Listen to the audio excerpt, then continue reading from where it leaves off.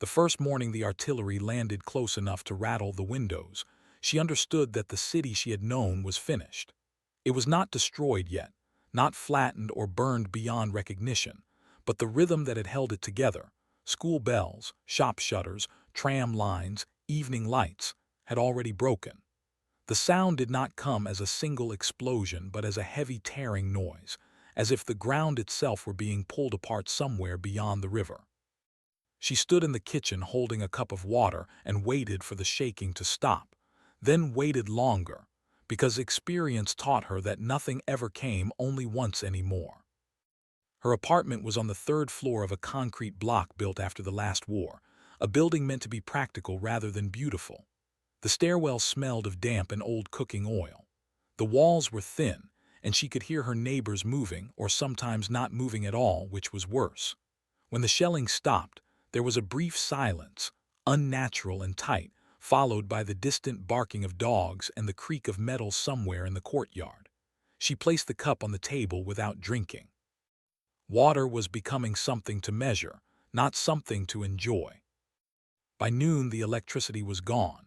It had been unreliable for weeks, but now it did not return. The refrigerator hummed once and fell silent.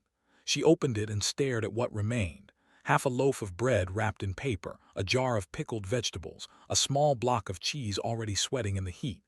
She closed the door gently, as if noise itself might attract attention.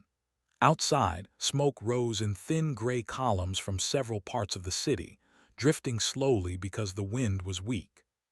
She counted them without knowing why. She had not planned to be alone. No one did. Her husband had left early when the fighting was still described as unrest, when officials spoke of negotiations and ceasefires that never lasted. He had gone to check on his parents in the Eastern District and never returned. The roads closed soon after. The phone lines failed. She waited days, then weeks, listening to rumors traded in stairwells and bread queues. Some people said the Eastern District had been evacuated. Others said it had been sealed off. She learned not to ask questions that had no answers. When the neighbors began to leave, it happened quickly. One family went first, carrying bags and blankets, their children silent in a way that frightened her more than crying would have. Then another followed, then another. Those who stayed behind did so because they were too old, too sick, or too uncertain to risk the road. She stood in the stairwell one evening and watched a woman she barely knew lock her door for the last time, pressing her forehead against the metal as if memorizing its shape. After that, the building became quieter, each departure hollowing it out. Food lines grew longer as the days shortened. She learned which streets were safe in the morning and which ones became dangerous by afternoon. She learned to walk close to walls, to pause before crossing intersections, to listen not just for explosions but for the smaller sounds that followed them: collapsing brick, shattering glass, voices shouting warnings too late. She carried her documents in a cloth bag under her coat, even when it was warm, because people said papers mattered more than money now. Once, while waiting for bread, a shell landed close enough to throw dust into the air. People dropped to the ground instinctively, hands over their heads. When she looked up, an elderly man was still standing, frozen in place, his mouth open. Someone pulled him down by the sleeve. No one spoke for several minutes after. When the line reformed, it did so without discussion, as if order itself were something fragile that needed to be protected. At night she slept on the floor away from the windows. She placed a mattress against the wall and lay fully clothed, shoes nearby. Dreams came in fragments. She woke often, heart racing, unsure whether the sound she had heard was memory or reality. Sometimes it was only the building settling. Sometimes it was gunfire far away, short and sharp, like someone tearing cloth.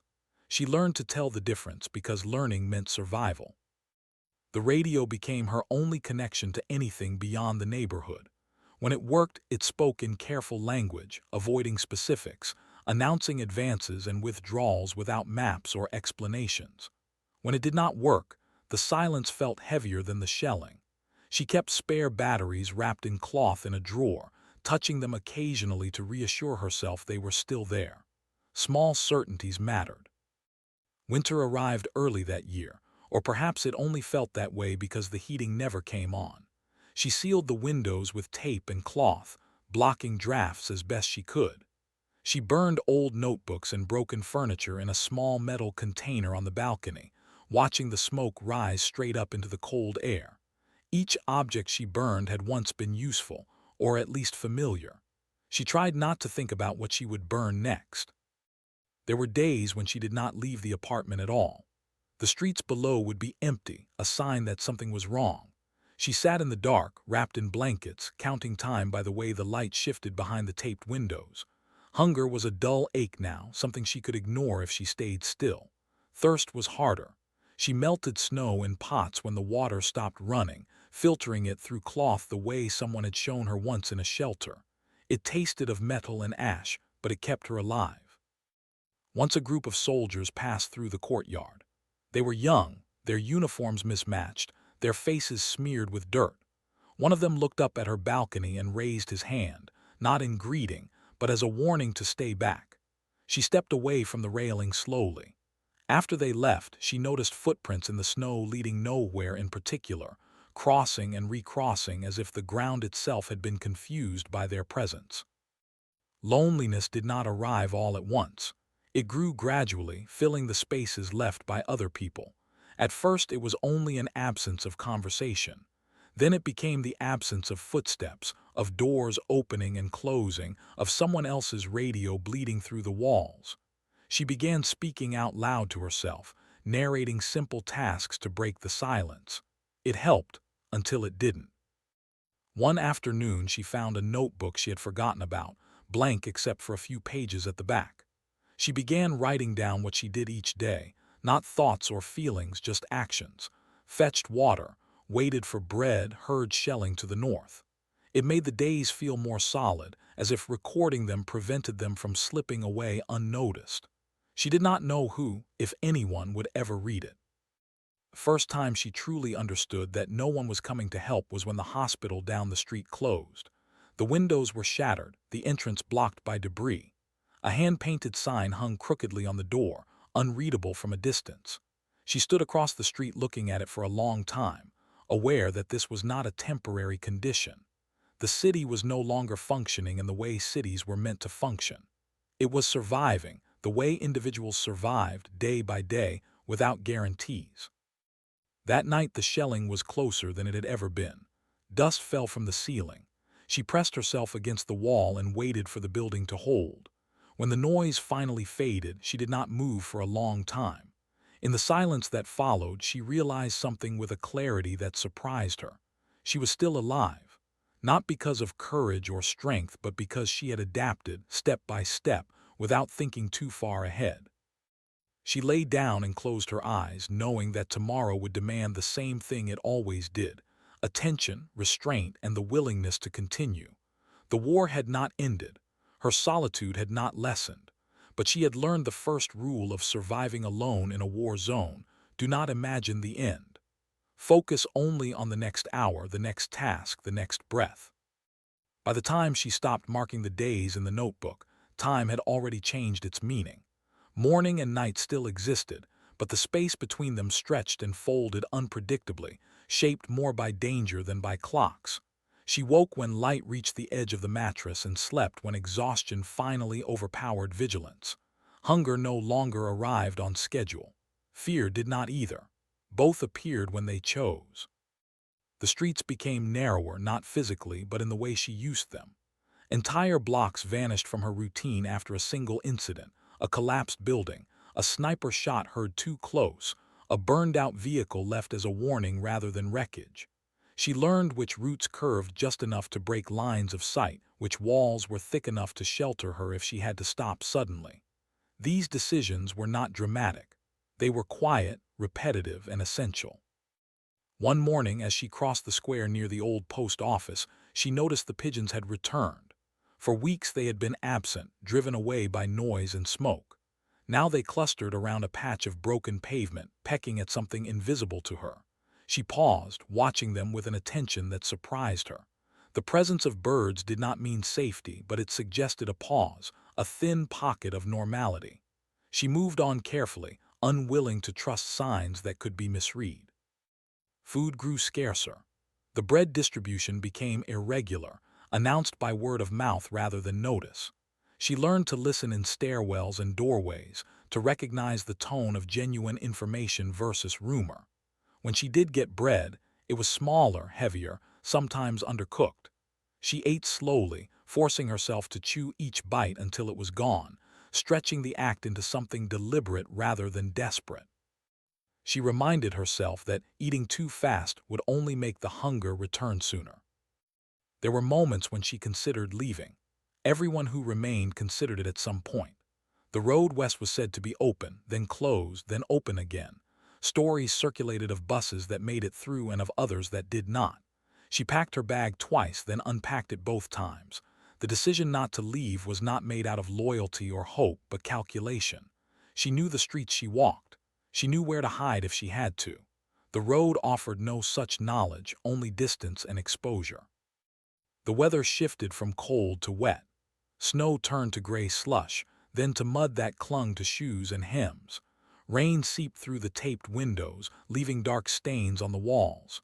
She moved her mattress twice to avoid the damp, then gave up and accepted it. Her body adjusted to discomfort the way it had adjusted to hunger. Complaints felt wasteful, like speaking too loudly in a place where quiet mattered. One afternoon she heard a voice in the stairwell. She froze, listening. Footsteps followed, slow and uneven. She opened the door cautiously and found an older woman sitting on the steps, her back against the wall, breathing hard. They looked at each other without speaking at first, both assessing, both aware that trust now required effort. The woman explained that she had fallen while carrying water and needed to rest. Her hands shook as she spoke. They sat together for a while. The older woman talked about her son who had left months ago. She spoke about her apartment, still intact, still stocked with jars she had prepared before the war. She did not invite her inside, and the woman did not ask. When the older woman stood to leave, she pressed a small packet of dried beans into her hand. It was not a gift so much as an exchange, an acknowledgement that neither of them was invisible. After that, encounters became more frequent. Not friendly, not hostile, simply human. A man who warned her away from a street before the shooting started. A child who asked if she had seen his dog. A soldier who ignored her completely as she passed, his attention fixed elsewhere. Each interaction reminded her that she was not alone in the city, only isolated. The notebook filled slowly. She began adding details without meaning to: the smell of smoke after rain, the way silence settled after a night of shelling, the fact that her hands looked older. Writing anchored her. It forced her to notice, to record, to remain present rather than drifting into numbness. She did not write about fear. Fear was constant, and constance felt unnecessary to explain. One evening the power returned briefly. A single bulb flickered to life in the kitchen, casting harsh light on the peeling walls. She stood there, unmoving, afraid that if she acknowledged it, it would vanish. It did, after less than an hour, but the memory of light lingered. It reminded her that systems still existed somewhere, that the world beyond the city had not entirely collapsed. Gunfire became more organized as weeks passed. It came in bursts rather than chaos, suggesting shifts in control that the radio refused to name. She listened anyway, piecing together meaning from tone rather than content. When announcers spoke faster, something had gone wrong. When they repeated phrases, they were buying time. She adjusted her routines accordingly, staying inside when uncertainty thickened the air. There were losses she never witnessed but felt regardless. A familiar face absent from the bread line. A radio voice replaced by another. A building reduced to rubble overnight. Each disappearance required adjustment. She stopped expecting continuity. Instead, she treated each day as a separate unit, complete in itself. If she survived it, that was enough. Once, during a lull, she climbed to the roof. The view stretched farther than she remembered, as if destruction had widened the horizon. Smoke hung low over the eastern districts. The river reflected a dull gray sky. She stayed only a few minutes. Heights attracted attention, and attention attracted consequences. Still, the brief perspective reminded her that the city was larger than her routines, larger than her fear. Illness worried her more than violence. A fever could be as dangerous as a shell now. She rationed painkillers carefully, saving them for when she could not stand without them.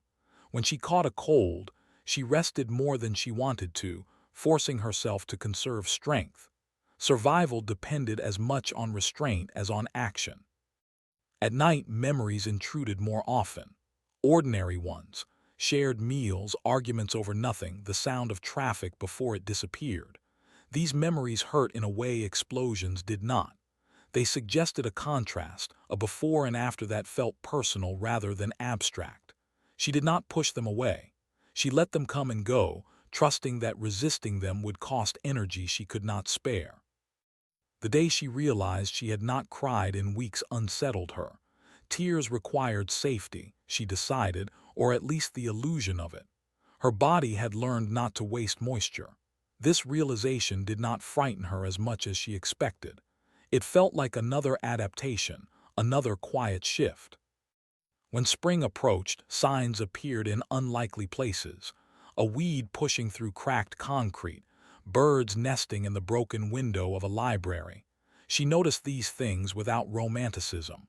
Growth did not mean recovery. It meant persistence.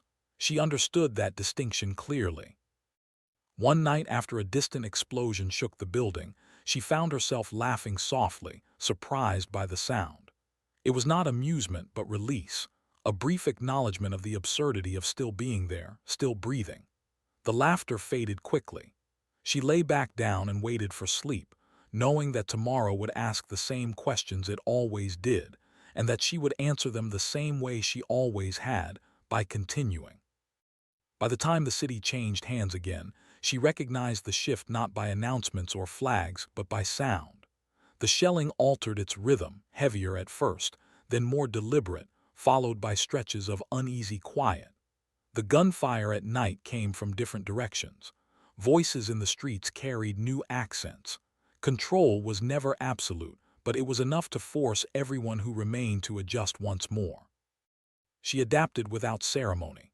She stayed inside longer during the day and moved earlier in the morning when she needed water or food.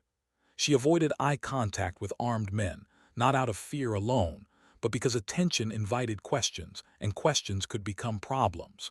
Her documents remained hidden beneath her coat, untouched unless demanded. She practiced keeping her face neutral, neither defiant nor submissive, a balance she learned by watching others from a distance. The notebook became heavier as pages filled. Writing had shifted from record-keeping to something closer to orientation. When days blurred together, she reread older entries to remind herself that time was still moving, that she was not trapped in a single, endless moment. She noticed changes in her handwriting, smaller, tighter, as if conserving space even on the page. The details she chose also shifted. She wrote less about external events and more about decisions. When to leave, when to wait, when to turn back. The market reopened briefly in what had once been a parking lot. Vendors laid out goods on blankets and broken tables. The selection was limited and uneven: root vegetables, candles, matches, jars without labels. Prices fluctuated hourly. She traded a scarf for a sack of potatoes, aware that warmth was becoming less urgent as the weather improved. She carried the potatoes home carefully, feeling their weight as reassurance rather than burden. Danger had become layered. There was the obvious threat of violence, sudden and irreversible.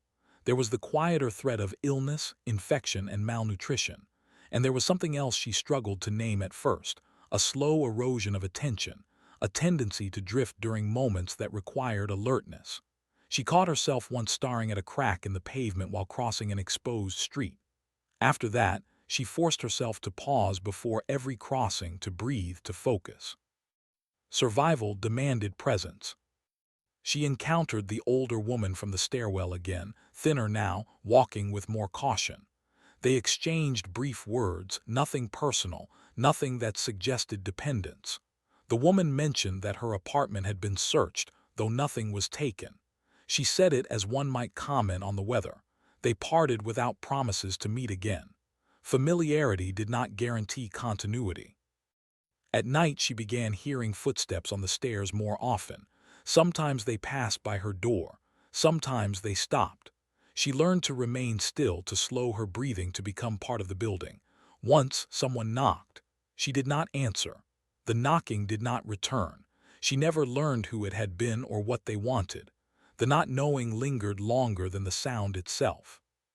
The seasons shifted fully into spring. Rain washed soot from walls and streets, revealing colors she had forgotten existed: pale blue doors, faded signs, rusted railings streaked with green. The city looked wounded rather than ruined now, which was in some ways harder to bear. Damage suggested the possibility of repair, and possibility required patience. She fell ill briefly, a fever that rose and fell unpredictably. She stayed in bed, rationing water and tablets, forcing herself to eat even when she had no appetite. The apartment felt smaller during those days, the walls closing in as her strength waned. She imagined what would happen if she could not get up, if no one came. The thought was not dramatic, it was practical. When the fever broke, relief arrived quietly, without celebration. After that, she reorganized her supplies again, placing everything within reach of the mattress. She kept water closest, then food, then documents. This order felt correct. She accepted that planning now involved preparing for weakness, not strength. There were moments when the war intruded directly into her space.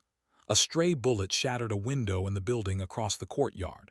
Debris rained down, scattering glass like gravel. She did not rush to look. She waited until the noise stopped, until shouting faded. Only then did she approach her own window, checking the tape, the cloth, the frame. Everything held. The relief she felt was immediate and temporary. The radio fell silent for days at a time. When it returned, the voices were unfamiliar. She listened anyway, absorbing tone, cadence, repetition. She learned to distrust certainty. Any statement delivered too confidently was likely incomplete or false. Uncertainty, she had learned, was more honest. Isolation began to change shape. It was no longer only the absence of others, but a sense of separation from the person she had been before. She recognized herself in fragments, in habits, in handwriting, in the way she arranged her belongings, but the continuity felt thin. This did not trouble her as much as she expected. Identity, like everything else, adapted. She dreamed less often now. Sleep came hard and shallow, but when dreams did appear, they were brief and disjointed. She woke without the lingering emotional weight she used to carry. The mind, like the body, had learned efficiency. One afternoon, while collecting water from a temporary pump, she witnessed an argument escalate too quickly. Raised voices, a shove, a weapon lifted then lowered. The crowd dispersed without comment. She returned home shaken, not by what had happened, but by how ordinary it seemed. Violence had become a language people used when other options failed. She considered leaving again when rumors spread of a humanitarian corridor. People spoke cautiously, unwilling to hope. She watched as a few families prepared, their movements tense, rehearsed. She stood at her window the morning they left, listening as their footsteps faded. She waited for news that never arrived. Days passed. No confirmation of success or failure reached her. The road remained an abstraction, neither safe nor deadly, simply unknown. As summer approached, heat replaced cold as the dominant discomfort. The apartment grew stifling. She opened windows cautiously, listening for sounds before committing. The smells of the city changed: less smoke, more rot, more stagnant water. Flies appeared. She covered food carefully, cleaned more often, expending energy she could ill afford to waste. Hygiene became another line of defense. The notebook reached its final pages. She slowed her writing, unwilling to finish it without knowing what would come next. She tore out a few blank sheets from another book and stitched them in clumsily. The act felt symbolic, though she did not dwell on that. She continued writing because stopping felt more dangerous than continuing. One evening, as light lingered longer than it had in months, she sat on the balcony and listened to the city. There were fewer explosions now, more distant engines, occasional laughter, sharp and brief. She realized that survival had become habitual. She no longer measured success by safety or comfort, but by continuity. Each day completed was a small, contained achievement. She understood now that surviving alone in a war zone was not about endurance in the heroic sense. It was about constant recalibration, about noticing small changes and responding before they became threats, about accepting loss without letting it paralyze decision-making, about remaining alert without exhausting oneself entirely. As darkness settled, she returned inside, closing the door softly. Tomorrow would come. She would meet it as she had met all the others, not with certainty, not with hope in the abstract sense, but with readiness. That, she had learned, was enough. The end of the war did not announce itself. There was no clear moment when danger stopped and safety began. Instead, the city loosened gradually, like a fist unclenching after being held tight for too long. One morning she woke and realized there had been no shelling overnight. The silence felt different from the pauses she had learned to distrust. It was wider, less tense, as if the air itself had exhaled. She did not celebrate. Experience had taught her that changes required confirmation. She waited through the morning, then the afternoon. People began to appear in the streets more openly, not rushing, not hugging walls. Voices carried longer. A truck passed without anyone flinching. These signs accumulated slowly, not enough on their own, but together forming something recognizable. The radio spoke of agreements, of withdrawals, of stabilization. The language remained cautious, but the repetition felt different now. She listened without expectation, absorbing the information as she always had, filtering certainty from possibility. When the power returned and stayed on through the night, she allowed herself to believe that something fundamental had shifted. Survival, however, did not end with the fighting. It changed shape again. The city revealed the cost of what it had endured. Buildings stood hollowed out, their interiors exposed like open wounds. Streets were cratered and uneven. The hospital reopened partially, its corridors crowded with people who had waited months for treatment. Aid trucks arrived irregularly, unloading supplies under supervision. Nothing moved quickly. She ventured farther from her apartment than she had in a long time. Familiar landmarks looked altered, either damaged or repurposed. The square where she had once watched pigeons now held a distribution point for water. The parking lot market returned, larger this time, louder, edged with arguments and bargaining. Normality did not return intact. It reassembled itself imperfectly. Neighbors began to come back. Doors opened that had been sealed for months. Furniture was carried upstairs. Children appeared, thin and watchful. Greetings were brief, cautious. Everyone had learned that questions could be intrusive, that stories carried weight. She exchanged nods and simple words, nothing more. Community reformed slowly, shaped by restraint. One afternoon, she cleaned her apartment thoroughly for the first time since the war began. She scrubbed soot from the walls, swept corners she had ignored, washed cloth that no longer needed to seal windows. The work exhausted her more than she expected. Her body had adapted to scarcity and tension, not restoration. She rested often, sitting on the floor and catching her breath, surprised by the unfamiliar tiredness. The notebook reached its end. She wrote one final entry, shorter than the others, noting the date and the absence of gunfire. She closed it and placed it in a drawer with her documents. The act felt deliberate, a way of marking an internal boundary. She did not know if she would ever write again. Information about the missing began to circulate. Lists were posted on walls and notice boards. Names were read aloud on the radio. She searched for her husband's name without urgency, prepared for any result. It did not appear. Neither did confirmation of his death. The uncertainty remained, quieter now but still present.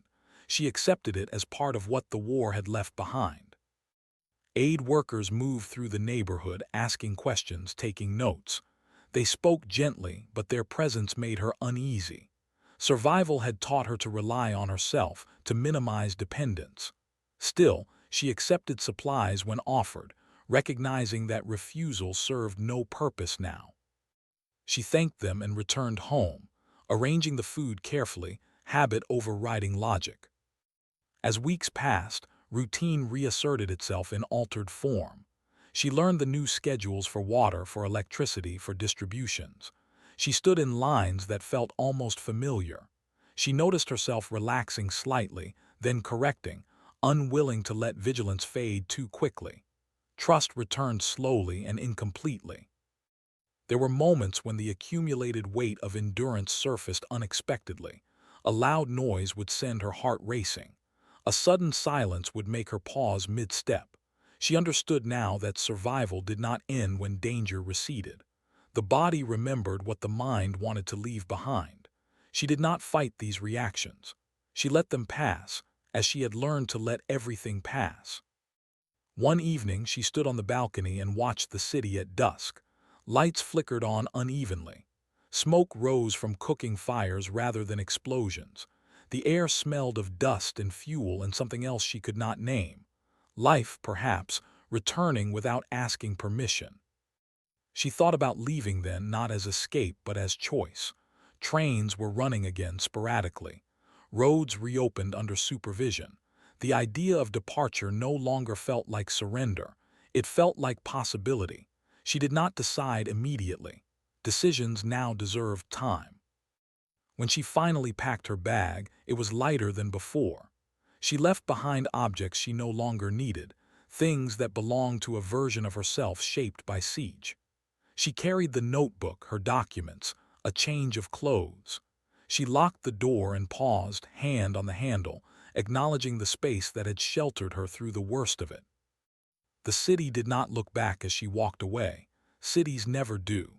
She moved steadily, neither rushing nor lingering, aware that survival had followed her beyond the war zone. It had altered her pace, her attention, her understanding of what mattered. She did not feel victorious. She felt intact. That was enough.